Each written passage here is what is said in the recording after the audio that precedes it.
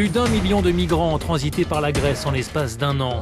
Plus de 2500 sont morts ou ont disparu entre janvier et mai de cette année. En avril, l'accord Europe-Turquie a entraîné une baisse des arrivées en Grèce, mais une forte hausse en Italie.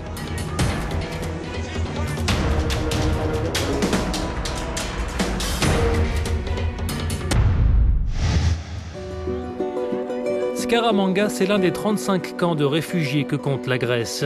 Il accueille près de 3000 migrants sur une base de la marine hellénique. Mais dans les prochains mois, leur nombre pourrait passer à 7000 en raison des délocalisations de camps temporaires comme celui du Pirée, où beaucoup de familles s'étaient installées. Ici, elles reçoivent de la nourriture, de l'eau, des soins ou encore des kits d'hygiène.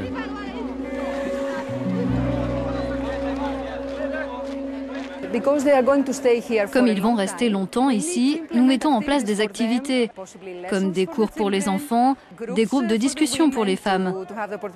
Et tout cela va être mis en place à partir de maintenant. Le camp a ouvert début avril. Les résidents sont essentiellement syriens. Il y a aussi des Afghans et des Irakiens. L'atmosphère est parfois tendue à cause du mélange de nationalités et du désir partagé de quitter au plus tôt la Grèce. J'espère que je ne vais pas rester longtemps ici. Ils ont dit qu'on allait rester environ 2 mois, mais j'espère qu'on va partir avant. Originaire d'Alep, Baïja vit dans un conteneur avec ses 4 filles. Elle espère rejoindre son fils en Allemagne. Les conditions de vie sont plus faciles que dans d'autres camps. Il y a de l'eau, l'air conditionné et une salle de bain.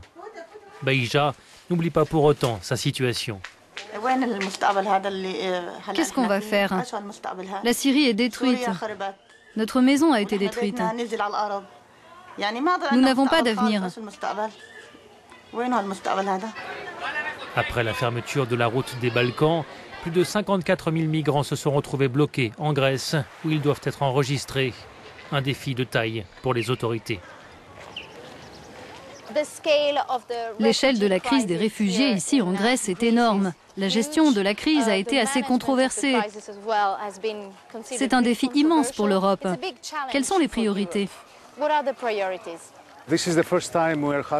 C'est la première fois que nous sommes confrontés à une telle situation en Europe. Pour cette raison, le commissaire européen à l'aide humanitaire a proposé d'allouer 700 millions d'euros sur 3 ans. Nous avons déjà versé 83 millions d'euros. Notre but est d'aider ces personnes à vivre dans la dignité durant leur séjour en Grèce. Environ 15 000 personnes sont bloquées à Athènes depuis la fermeture des frontières au nord. Comment est gérée cette situation d'urgence? Nous sommes allés à Elliniko, l'un des camps temporaires situés autour de la capitale grecque.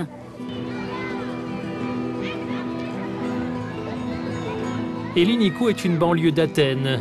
On y trouve des enceintes sportives qui ont servi lors des Jeux Olympiques de 2004 pour les compétitions de baseball ou de hockey. C'est là aussi que se trouve l'ancien aéroport international. Ces bâtiments, abandonnés depuis des années, ont été transformés en camps de réfugiés improvisés. Environ 1200 personnes vivent dans l'ex-terminal. C'est un site officiel ici. Nous avons constaté une réduction du nombre de réfugiés à cause des conditions de vie. Il n'y a pas de fenêtres, pas de ventilation. Ce n'est certainement pas un endroit où l'on peut vivre convenablement durant l'été. Le ministère de l'Immigration essaye de construire des sites appropriés. Il y a des efforts, c'est certain, mais le processus est lent. Ici, les familles attendent d'aller vers d'autres destinations européennes. Dans l'ancien terminal de l'aéroport, il y a 6 toilettes pour hommes, autant pour les femmes. Le Conseil danois pour les réfugiés, une ONG financée par l'Union européenne, fournit de la nourriture, des produits d'hygiène, des vêtements. Mais ce n'est pas tout. Nous réalisons une cartographie des personnes qui se trouvent ici à Elliniko pour déterminer la composition des familles, leur nombre et les problèmes qu'elles peuvent rencontrer. Ces informations serviront à d'autres agences qui viendront en aide aux réfugiés pour les demandes au cas par cas. De nombreux migrants patientent, d'autres pas. Cet Afghan s'apprête à rentrer à Kaboul avec sa famille. Il a versé 14 000 $ aux passeurs pour réaliser son rêve européen. On a vu à quoi ressemble la vie en Europe. Et c'est terminé pour nous, nous devons partir. Ici, les droits de l'homme, pour nous, n'ont pas été respectés. Nous sommes ici depuis 3 mois, si nous restons, rien ne va changer. Les migrants doivent connaître la vérité pour savoir s'ils peuvent continuer leur voyage vers l'Europe.